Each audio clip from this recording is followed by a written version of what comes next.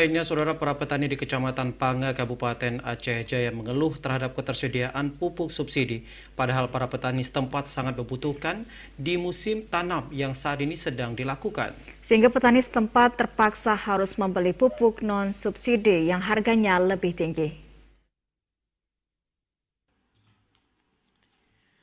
Para petani di Kecamatan Panga ini masih mengeluhkan kelangkaan pupuk memasuki musim tanam, sehingga mereka terlambat melakukan pemupukan yang disebabkan kelangkaan pupuk subsidi di daerah itu.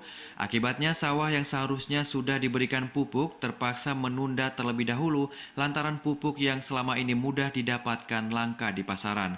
Untuk mengatasi hal itu, para petani setempat terpaksa membeli pupuk non-subsidi yang harganya lebih mahal 2 kali lipat.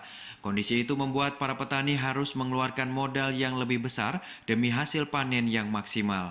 Darmudin, salah satu petani di Desa Babah Cepan, Kecamatan Panga, menjelaskan kelangkaan pupuk subsidi di daerah itu sudah berlangsung tahun lalu. Bahkan harga pupuk juga merangkak naik dari harga sebelumnya.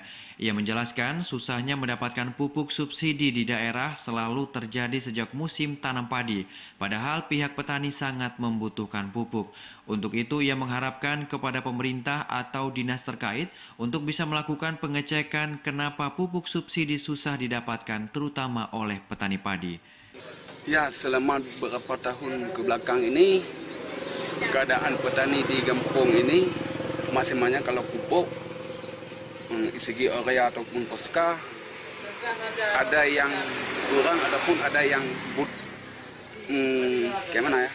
ada yang susah kita cari di toko-toko. Di kadang-kadang kalau harganya kalau duluan 130, tapi maksimal saat ini udah naik 160. Para petani di daerah itu selain mengeluhkan langkanya pupuk subsidi, mereka juga mengeluh terhadap pembagian air irigasi untuk petani setempat. Hal itu mengingat para petani sangat membutuhkan air untuk musim tanam kali ini, karena setiap tahun para petani selalu dikeluhkan terhadap pembagian air irigasi. Dari Aceh Jaya, Musliadi, TVRI Aceh melaporkan.